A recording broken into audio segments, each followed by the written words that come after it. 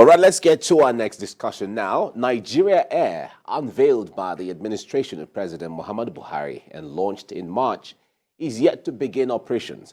Now, all activities pertaining to the national carrier, Nigeria Air, has been halted by the House of Representatives Committee on Aviation.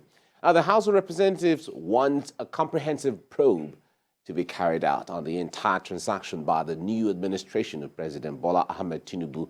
The committee, chaired by Honorable Nnoliom Nnaji, gave the directive during the investigation into the purported launch of the national carrier by the Buhari administration. That's the crux of our discussion next. Joining us in the studio is a member Aviation Roundtable, Olumide Ohunayo. It's nice to have you join us this morning. Good morning. Great. And we also have aviation consultant Tayo Jury here to help us all make sense of all of these. Good morning. Good morning. It's a pleasure to be here. Great. Now, on this set, we have talked about the issue of national carrier, flag carrier at different times. Anytime it is mentioned, Nigerians are excited.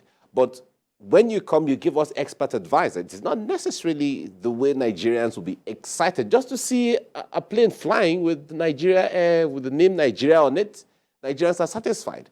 But there seem to be something that is leading to an embarrassment to government, or something that looks like a scandal, so to say, in the aviation industry, especially when the former Minister of Aviation, in the last days of his office, unveiled an airline, Nigeria Air, and it is turning out to be not what he said it was.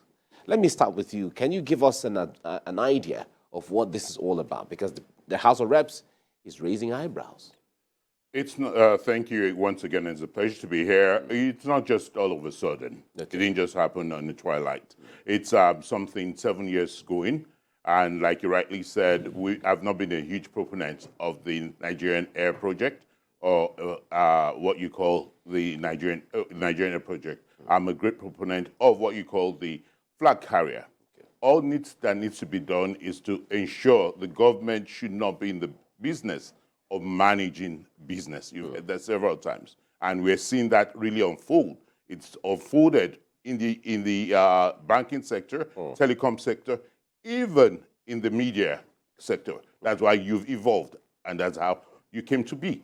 So why can't we have that scenario where you have the regulator providing an enabling environment, rather than have governments dabble with setting up an airline, which we've had that experience over the last 7.5 years, and it's not actually surmounted everything. So what's now happened towards the end of the last administration was just they tried to push all this to make sure they tick the box, but the box from the onset was not put in place in the right steps because of lack of transparency, because of lack of what you call collaborative decision making.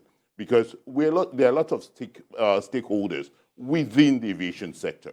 You have to carry them along as it were within Nigeria. And what you call carry them along is to ensure that they are involved in that process, and you ensure that how would it affect the domestic operators. And what would be the basis of those that want to own it, or the investors into the Nigerian Air project? All those process was assured in secrecy, so it were. And so that's what actually culminated to the process of having to deal with just bringing an aircraft in, which was not even registered and which has not passed the regulatory process. All right, Olumide, this issue, the House of Reps is raising eyebrows, and Nigerians are seeing what they may not have seen, because on the day that the Nigeria aircraft was being launched or unveiled, Nigerians applauded, and they were happy that something new was coming on board. But with this now, it seems something is untoward there. Now, make us understand how much of make us understand what is not right about what has happened.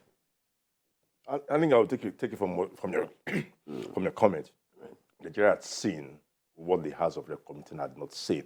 So if you say people applauded, I'm sure it's those hirelings of the former minister that were applauding. I'm not excited about the House Committee outcome, but the House Committee, and if you notice, the House Committee and the Senate Committee on Aviation met the same day to take the same position. So invariably, they start with them. That means they met with those people within less than 2 hours each. And that was not enough proof. And at the end of the day, they came up with the fraud that every other person in just has mentioned and seen before them and some Nigerians, and also asked for presidential proof. We elected them. They are the ones that have handled the proof. But all the while, they wined and dined with the minister and the ministry. Suddenly, barely at the 90th minute, they just woke up to set up a proof, and they are leaving today. I think they're leaving today with the speech I saw from the Speaker of the House. Yeah, there's a validity. In fact, the House has been... So who are they pushing their responsibility to? They should allow the next, if they inaugurate the next House, then the Aviation Committee will take that issue up and do their job. Again, I don't want them burdening the presidency with presidential proof. If they can't do their job, then they should get a judicial proof to look into the activities of the Aviation Ministry in the last 7.5 years. There's nothing to thumb our chest about. Rather, we are embarrassed. We are not a country that is lacking. Unlike Tayo, a friend and a foe at times, said, look at the regulator in the banking industry. Look at how vibrant the bankers have moved. Look at how they have been protected with the NDIC and AMCON of late. This is what we expect in the aviation industry.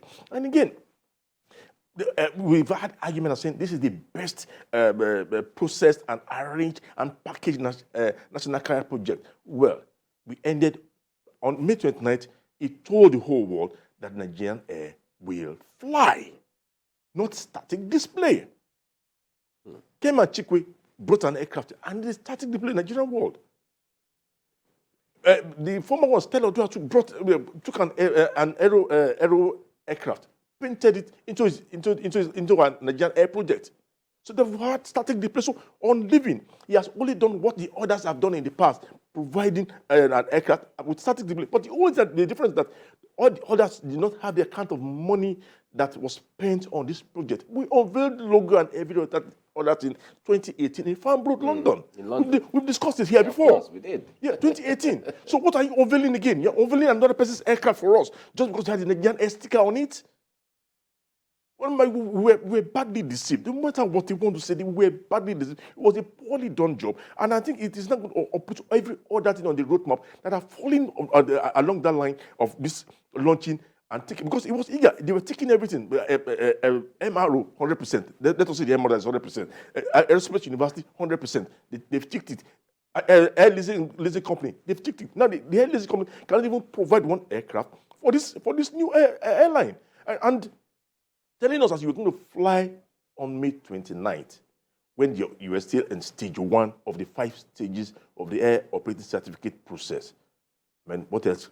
There's no other name than. Let me stay with you. I wonder, what is this sentiment about there has to be a Nigerian air, or there has to be something, there has to be a plane flying with the name Nigeria? What's that sentiment? You know, it's been on I was listening to you and said that for more than 10 years. Nigeria wants to see their flag. You can see your flag on any Nigerian carrier once you designate it. You see, the problem is you not only designate an airline to operate a route for you. You must follow and protect and process with that airline as they leave Nigeria. They are your flag. Immediately you ask them to leave Nigeria and operate even to Ghana, it becomes your flag. And at that point, you now accelerate and ensure that the Ministry of Justice, Ministry of Foreign Affairs, the Ministry of Aviation follow up, and the regulator, the agency, everybody follow with that airline and ensure that all their papers, all their requests are granted in that country. But what happens? Because once these airlines are not, because they're not owned by the federal government, once they ask for the designation, oftentimes too, they go behind and get lobby for that. And once they get that designation, they just leave them to go. And what happens? Immediately get to that country, they are left alone. They begin to fight with airline, with the government, and other pressures in that country without any support from government. And that is why they've all failed on the international route. All right. Now, Tayo, you talked about the issue of stakeholder consultation earlier. Why does government have to consult stakeholders? Because for instance, some of the airlines that are on board now, and we even hear some are coming on board, Do they consult everybody before they unveil their No, airliner? but we're talking about a national carrier. Okay. It's not. It's What makes the difference? Well, an investor would ensure that the line and follow the rules and regulations for setting up an airline, from getting your economic regulation to getting your technical regulation, which is the air transport license and your air operator certificate. That's a process, and you ensure that you follow that process to the T. So that's what needs to be done, even with the government as well. They need to do that. Where the difference lies now is the government is wanting to operate an airline within the same terrain as a private operator. The government is the operator and the regulator in this instance. Right. You can see the difference. So so there would not be a level playing ground, whereby. And that's why this, and we said that at the last time we were here, this was taken to court by the airline operators of Nigeria. So how would Air Nigeria, or Nigerian Air, operate? What terms? What routes? All right. What taxes? Because actually from inception they were given the tax rebate. So why would you give the Nigerian 15 Air years. a tax rebate? And the private operator is made to pay. It's already flawed. So all these things actually affect what you call the means. It's just equity and the balance of operations within the system. And as well, you find out that how was Ethiopian Air, which actually was given 49% of the shares, on what basis were they given 49% of the shares of Nigerian Air project? So all those was actually what you call collaborative decision-making, whereby once it's actually opened up, it's a simple project management basis. And all those that are clamoring for the Nigerian Air, actually, I've said I've never been a proponent, because you find out that since the liberalization of the air transport services in 1980, and we had that in Nigeria in 1983, you found out that it was open to the general public. You started with Okada Air, and the myriad of lots of other airlines have evolved. Not many have passed the 10-year jinx, but you find out that going international, where we actually have the Nigerian Air project, you now find out that most of what we call, for the reason of pride of Nigeria, is still not sustainable at this time. What pride? Just look at the West Coast. There's no national carrier. Because the model has elapsed. We're in a new dispensation. We're in, even with now, you find that traditional media is even challenged in the recent past with social media and digitalization of the process. So bring that back to the aviation sector. We are saying South African Airways has gone into bankruptcy in 2019. They just got about $1 billion rand from government. And I doubt if by the end of this year, they would be able to they have to be sold up or privatized. That's going down south. Egypt Air, as at February, is selling 30% of their shares to the private sector. Because, yes, they have the national brand, and like Olumide rightly said, you can have a flight carrier and the name and protect it. Ensure that the regulations are there. And now let's look at even, you find out the Kenyan Airways is struggling. They had to be sustained with $164 million. So that's just within Africa. The only airline that has actually made some semblance, and actually not just a semblance, has made a good success of their financial model, is Ethiopian Airways. And that's why... What are they doing differently? Well, part of what they want to do is ensure that they take, and that's where they take ownership of the Pan-African aviation sector. And you find out this is not just their first entrance into going to partner with national airline. They've done it in a few African countries. Some are struggling, some have not failed, and one or two have succeeded. So the Ethiopian Air that you're talking about, is what makes them stand out? Is it a management issue, or it is the resources that they have at their disposal? Because if they are able to stand successfully and are making a mark in aviation, and they're sustaining and expanding, then there's something about them. Yes, I wish we can just put a finger on the pulse and say it's just one reason. Okay. It's not just one reason, Michael. It's the truth. It's an enduring environment, enabling environment, the regulations, ease of doing business, the growth, the government support, and it's backward integration as well. They built up the infrastructure. The infrastructure is key for aviation. Actually, tourism is built, agriculture is growing, and they've actually been able to actually use it as a growth process. They've had their share of security challenges in the last few years, and they saw that it would actually lead to a huge dent on the aviation sector. They were forced, and thanks to former President Obasanjo, they were forced to ensure that that process and the war, the internal insecurity, was actually there in a ceasefire, and they've been able to stop it. So that has actually made a success of them. And they're taking sectors. Look at, they've set up what you call a mini A-Sky within West Africa. Because we find out that in a huge issue with connectivity within West Africa is the connectivity between West Africa. So there's actually addressing that concern. And lo and behold, with a huge opportunity that's front burner for us now is actually going to be the certain single African transport market with an offshoot of the AfTA, African Continental Free Trade Agreement. Yes, too. So with that, they were strategically positioned for this, which we should be thinking of. We should not just, we can talk about challenges and problems from now to eternity. What is the solution, and how can we strategically position for these opportunities so Nigeria will not, our Nigerians will not be holding the short end of the stick. Okay. Now, the point there is, the issue between, or the dichotomy between a flag carrier and a national carrier. Now, for the purpose of enlightenment, I need you to decipher that for us so we understand. Because Tayo has always said that we don't need a national carrier. We can have a flag carrier, So but let our people understand, for those who may be watching and wouldn't know the difference, let them understand this. Almost all countries evolved from the national carriers principle policy, So when you look at national carrier, it's an airline that the government is involved in, has a share or owned totally or partially. Like our Nigeria Airways we used to have. And then if you look at Emirates, it's like the national carrier. But if you look at the British Airways, when in these days of British Caribbean, then it was a national carrier. But it's no more. It's now a flag carrier.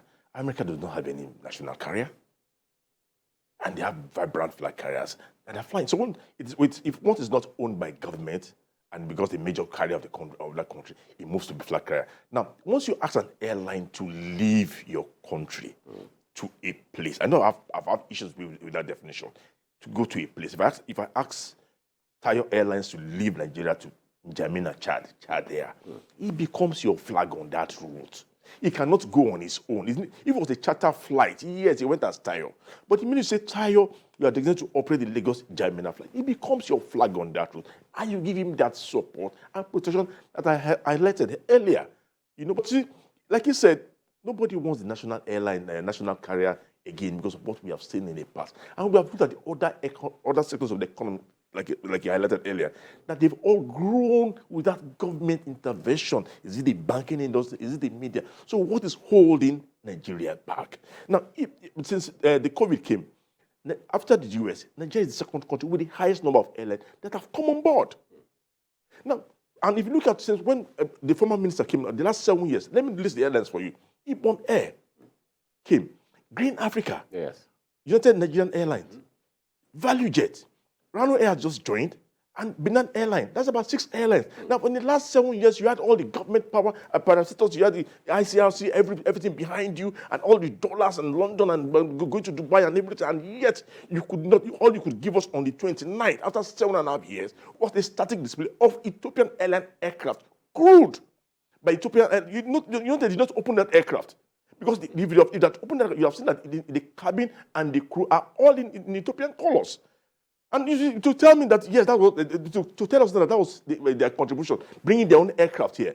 Rwanda Air, Qatar Airways has gone to invest there, getting for 10%, and they paid about $1 billion to the government for that shares.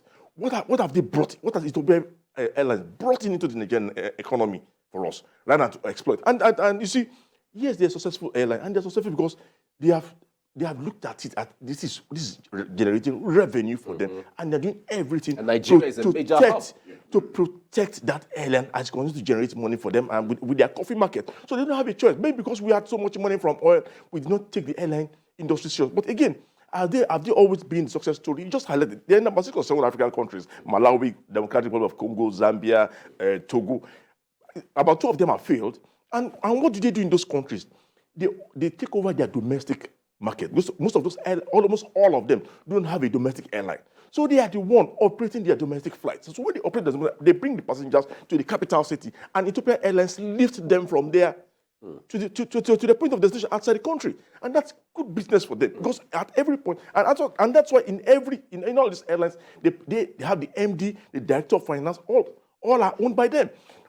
Sometime about 3-4 months ago, they were already fighting over this airline that don't have an aircraft who was going to be the MD in Nigeria. But they said they were going to follow their model. And then somebody wrote on the newspaper how much resist. I was not even interested in resisting, but I wasn't even interested in the whole concept and not talk about fighting who will be MD. It's a fair project. So what we're going to do is we want to support Ethiopia to continue to build their brand. And we have gone past that. We have over 10 domestic airlines. If these Nigerians could get, each of these airlines I told you, could meet the condition, bringing in 3 aircraft owned, registered in Nigeria, using their resources to do this within 7 years, and the government with all the power could only display an aircraft, then there's something wrong with that process, and that process should be stopped. That's my position. You see, I tell you, why was it that when they advertised for people to bid, it was only Ethiopia Airline that bidded? Yet almost all the foreign airlines ask for excess capacity, increase their gauge, want to increase their point of entry, want to increase their frequency. Yet none of them could come and bid for your carrier when you were interested. Let me tell you, there was something wrong with the process that made them to stay away. There was something wrong that made Qatar. The minister went to Doha and talked about the national carrier, and the Qatar people were very interested. And at the end of the day, they went to Rwanda. They didn't come here. Lufthansa said they were interested. They came and went back. Now only Ethiopia bid it. We're Ghana here. When they advertised this is thought they started the national carrier project. When they advertised, both Ethiopia Airline, Egypt Air, and the Ghanaian Airline bidded for their own, and it was the Ghanaian Airline that won. Ethiopia lost out there. So it's not a complete success story. And if we want to partake in this settlement, if we really need to be a player, we already have the population, we have the market, then we need to participate with somebody who will help us develop that. Ethiopia will not, because we're going to be competing for the same market. So we need somebody outside, we need an investor outside the continent that will support us. And if we have a category 1 for the last 10, 12 years, and we cannot attract $1 billion investment into the aviation sector, then there's something wrong with the process program and the climate that is restricting investors from partaking in Nigerian aviation projects. Okay. Tayo, they seem to be, well, maybe correct me, but there seem to be some kind of disruption in the aviation industry, especially when it comes to flight patterns right now, where someone would say that the only assured flights are the morning flights. Apart from that, any other flights, it is either going to be delayed, or it is going to be cancelled, or something. What's really going on? Talk to us. But on the other hand, just to add up to it, we see that a lot of the flights are packed full. Yes, they are. Talk to us. Interesting, behind the scenes, and the truth is, where the rubber meets the road, is the airline operators of Nigeria doing a great job, and we leave not under the rocks. we live in the same Nigeria where we have no foreign exchange to actually buy the spares. We live in the same Nigeria where you actually have your perception of having aircrafts coming here to be leased. The aircrafts that the 6 airlines that he mentioned, they actually bought their aircrafts. And we are doing an upfront sunk investment in a more considerate climb that you can lease, even the process. And you find out before, that's just the regulatory part, what the setup, the startup process. So you're dealing with the operational challenges of foreign exchange, equipment, training, and that's actually reducing the number of your fleet. Okay. And actually reduces your fleet increase as well, because most of them, they've actually gone ahead to say, okay, we're starting with 2, 3 aircrafts. After 6 months, we increase. But you find out that life happens. You're dealing with weather. You're dealing with technical snags, which is the reality of life. You're dealing with all of the operational challenges. And by the time one or the other happens, you find out it affects every other flight along the chain. Effect. Okay. And over and beyond that, before actually, interestingly, we're analyzing before the reduction or the increase of petrol PMS. It actually, aviation fuel was in late August 680, 700. But with the increase of PMS, aviation fuel went down. Why is that? Well, demand and supply, okay, as well as the foreign exchange, because the aviation jet A1 is deregulated. So they go to buy, and you find out that now the prices are right, even ex-Lagos.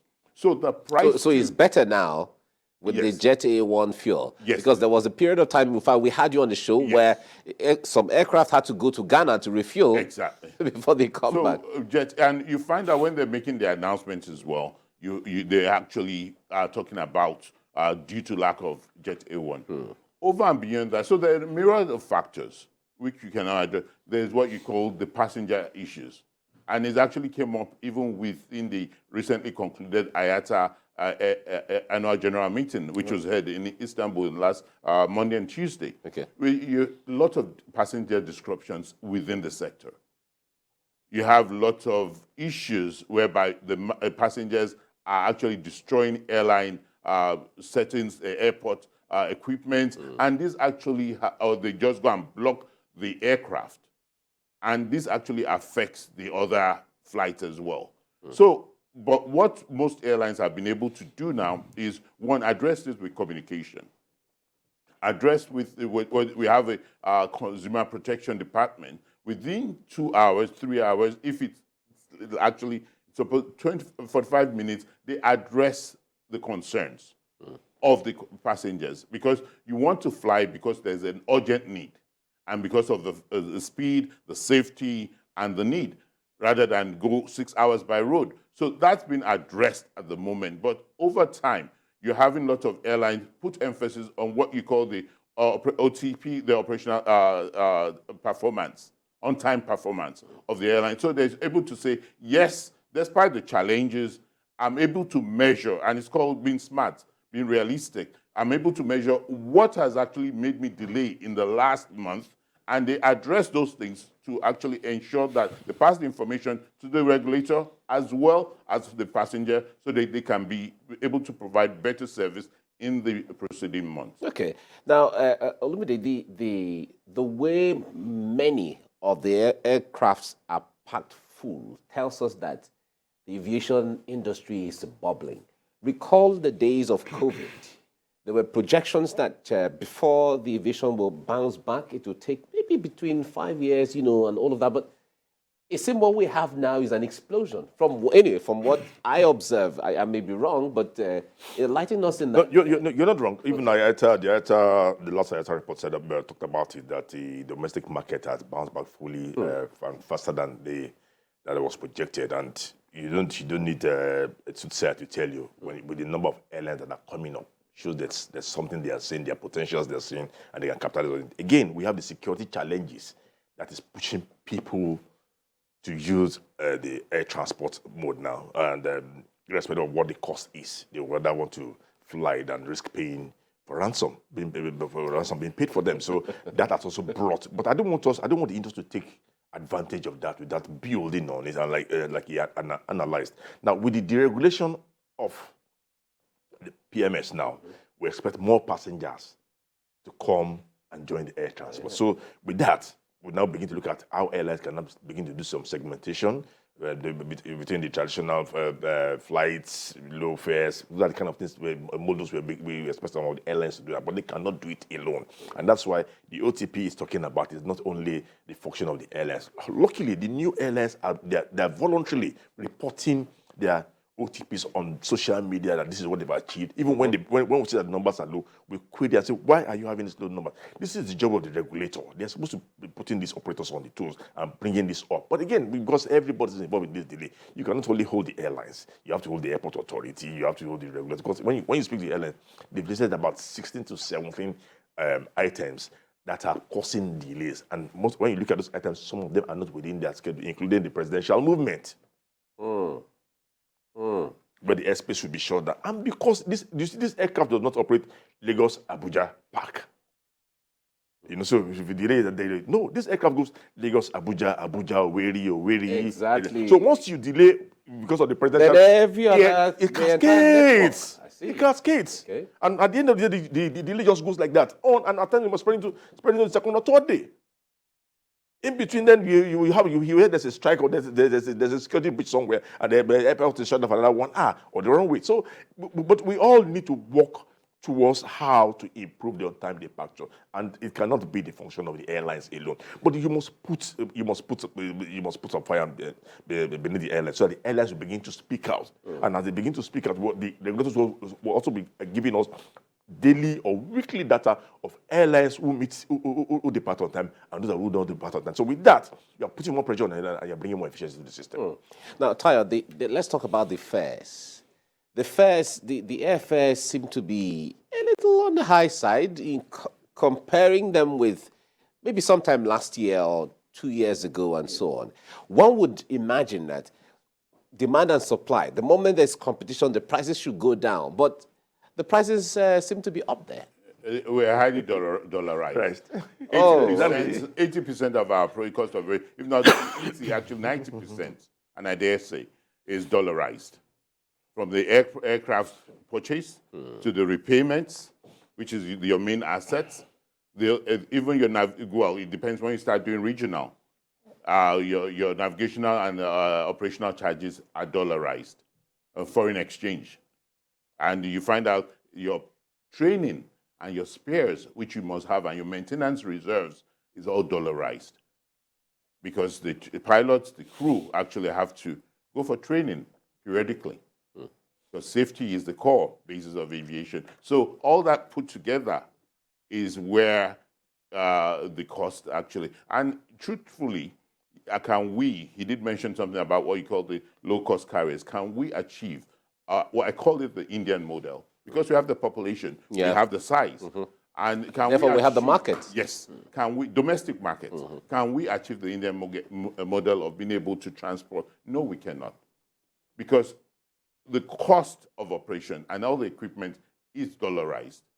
It's just what you're finding that even the cost of training the pilot now is dollar. You have to send them out or bond them. So you find out that all that cost put together, you're not able to actually achieve the cost. And let's be real, let's compare apples and apples. You're talking about the cost. When you're saying, let's put a number to it, Lagos Abuja, 80,000 naira, one way. 80,000 naira is approximately, per market, approximately $110. Dollars, exactly. And $110 with the cost of operations. Let's be nitty-gritty, it doesn't cover the cost. So you find out that most of them, when you look at it, they're saying they're challenging. It's a challenging environment to operate. So you find out that what aviation and what the passenger side has going for them is we put a cost there, you have what you call the revenue management system, whereby when you buy your ticket earlier, say 3 months behind, it's cheaper. But if you have to go to Abuja on an emergency on the day off, you'll find you see tickets at that 80,000 or the 50,000 ticket will be at about 110. So that's where you're able to actually ensure that you have adequate positive yield on that seat and you're able to stay balanced. Okay.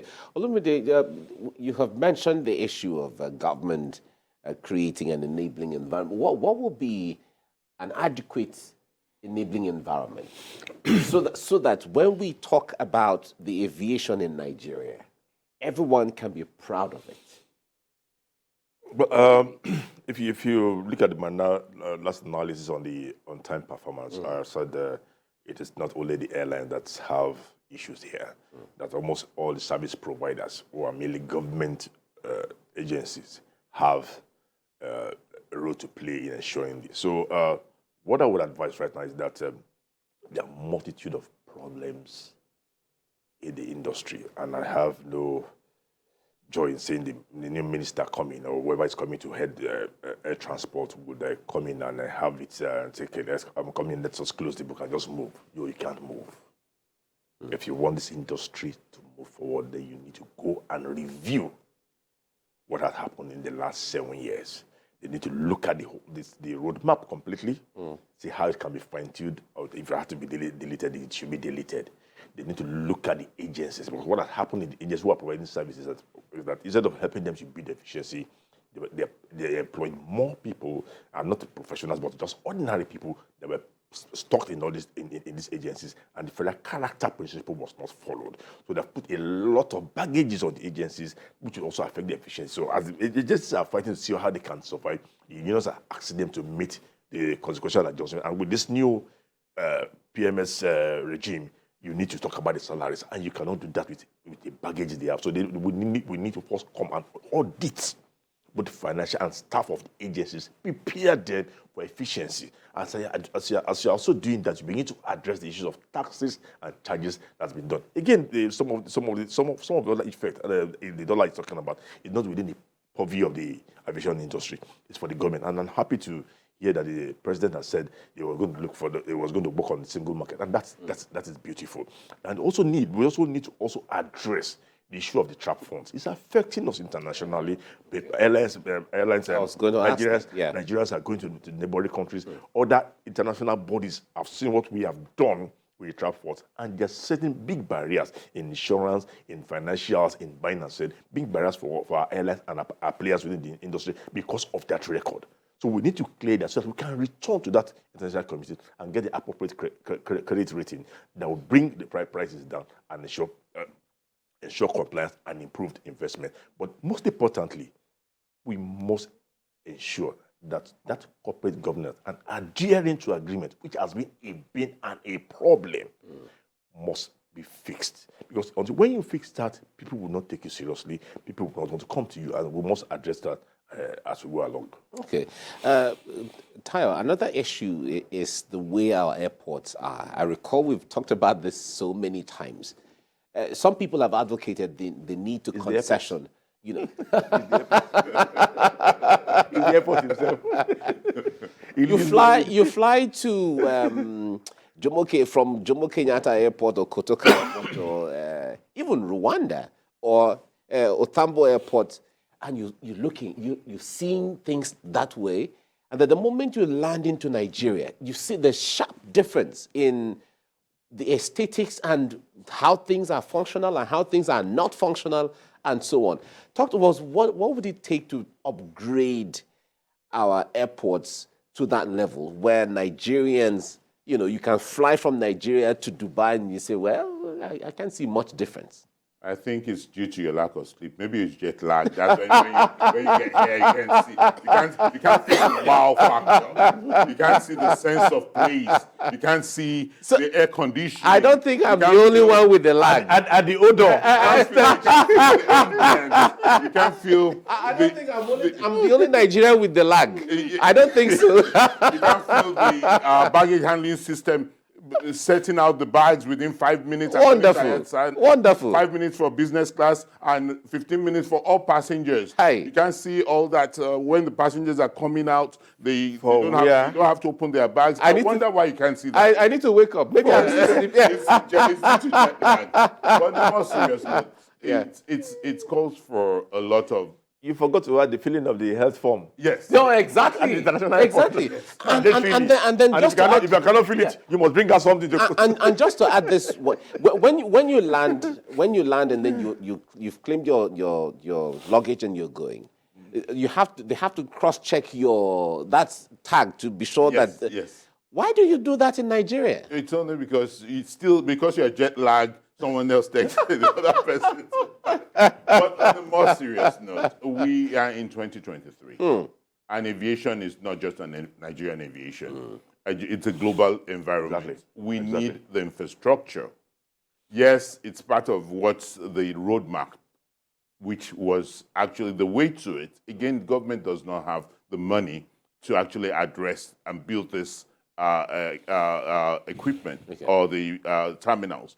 They went through the concessioning, and maybe that'll be the next topic we'll be talking about of course. when we come next. And that's not been a success factor yet. With litigation. Yes. So with that, it's actually hindering, and it's a harbinger to what we call a very functional. I've started being functional. Rather than when you start being a very functional and a great airport, then you're now having the executives to do it. So I believe that's part of what should be on the list, on the sundry list of what to be addressed. Because even if you have a great airline and you don't have a good airport, you cannot operate. Word for it. Thank you so much. It's a good way to leave it now. Tayo Jury, aviation consultant, thank you so much for coming on the program this morning. Thank you for coming. And member Aviation Roundtable, Olumide, who are you? We are both members. Yeah, exactly. Nice one. All right. Thank you so much, gentlemen. Thank you. Thank you for having me. All right.